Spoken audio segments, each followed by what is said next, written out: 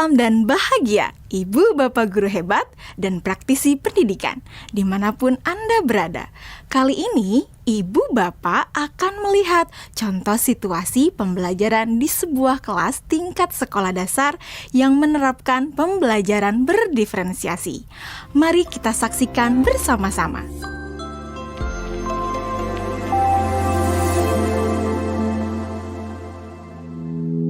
Organ tubuh manusia. Minggu ini, Pak Kasim ingin mengajar sebuah materi tentang cara kerja salah satu sistem organ tubuh manusia, yaitu sistem pencernaan. Adapun tujuan pembelajarannya adalah melalui diskusi kelompok dan penugasan mandiri. 1. Murid dapat menjelaskan fungsi organ pencernaan pada manusia. Kedua, murid dapat membuat model dan menunjukkan cara kerja sistem pencernaan manusia. Sebelum pembelajaran dilakukan, biasanya saya akan melihat tujuan pembelajaran atau target apa yang akan saya capai pada hari itu. Setelah itu, saya melihat data atau informasi terkait murid-murid saya untuk menentukan strategi pembelajaran yang tepat dan penilaian yang sesuai. Saat merencanakan pembelajaran, Pak Kasim mempersiapkan beberapa sumber belajar yang menurutnya akan membantu murid-muridnya belajar sesuai dengan kebutuhannya. Sumber daya belajar yang disiapkan diantaranya adalah sebuah poster, berbagai bacaan yang memuat pembahasan tentang bagaimana organ pencernaan bekerja dari beberapa sumber. Ada yang berupa beberapa buku bacaan dengan tingkat kesulitan berbeda-beda, artikel sederhana, mengunduh sebuah video singkat yang sesuai dengan apa yang ia ingin anak-anak pahami, membuat kartu-kartu pertanyaan untuk membantu murid mengkonstruksi sendiri pemahaman mereka tentang cara kerja sistem organ pencernaan dengan menjawab pertanyaan. Sumber belajar yang beragam ini tentunya tetap sesuai dengan tujuan pembelajaran yang ingin dicapai, atau dengan kata lain mengimplementasikan diferensiasi konten.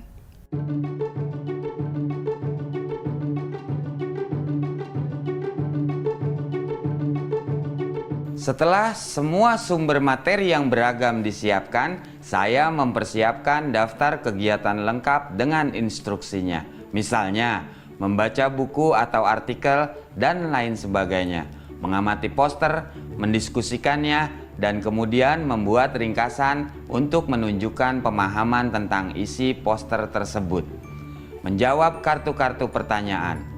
Aktivitas-aktivitas tersebut walaupun berbeda-beda, namun semuanya bertujuan agar murid memahami cara kerja sistem pencernaan. Assalamualaikum. Bagaimana kabar kalian? Waalaikumsalam. Baik, Pak. Hari ini kita akan mempelajari tentang sistem pencernaan manusia. Saya, Pak. Di awal pembelajaran, Pak Kasim memberikan penjelasan kepada semua murid yang ada di kelasnya tentang tujuan pembelajaran dan konsep kunci yang ia ingin anak-anak kuasai. Lewat proses tanya jawab dan contoh-contoh, Pak Kasim memastikan bahwa murid-muridnya memahami apa yang dimaksud dengan sistem. Pak Kasim meminta murid-murid bekerja dalam kelompok. Untuk penugasan kali ini, Pak Kasim telah mengelompokkan murid berdasarkan tingkat kemampuan murid membaca. Hal ini karena tugas pertama yang harus dilakukan oleh setiap kelompok adalah membaca materi bacaan terlebih dulu. Teks yang dibaca tiap kelompok sesuai dengan kemampuan membaca mereka.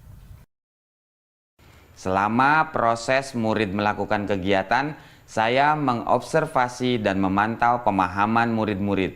Saya mendatangi tiap kelompok, mengajukan pertanyaan, dan memberi pertanyaan lanjutan kepada murid-murid yang memerlukan bantuan atau perlu diberikan tantangan lebih. Saya juga membuat catatan-catatan penilaian selama proses ini. Setiap jawaban murid, pertanyaan murid, saya perhatikan dan menggunakan informasi ini untuk menyesuaikan tingkat bantuan yang akan saya berikan pada murid atau berdiferensiasi proses. Sistem pencernaan adalah serangkaian jaringan organ yang bekerja untuk mencerna makanan. Organ pencernaan antara lain meliputi mulut, kerongkongan, lambung, usus kecil, usus besar, rektum, anus.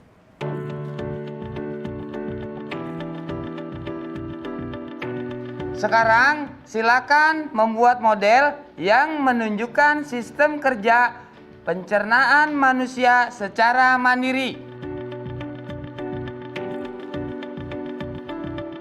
Selama proses murid-murid membuat model sistem pencernaan, Pak Kasim berkeliling melihat pekerjaan murid untuk mengetahui sejauh mana pemahaman murid.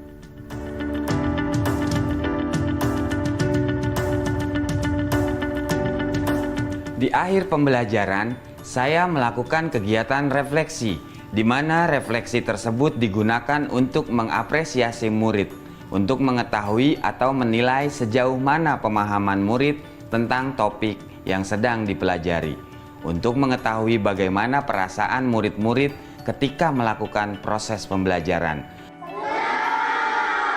Ardas, Senang, Pak. Arjuna, Senang, Pak. dan tentunya semua ini dapat menjadi informasi bagi saya untuk mengembangkan proses pembelajaran selanjutnya. Ibu dan Bapak guru hebat, demikian video singkat salah satu contoh penerapan pembelajaran berdiferensiasi di jenjang sekolah dasar. Tetap semangat, Ibu dan Bapak guru hebat. Salam dan bahagia.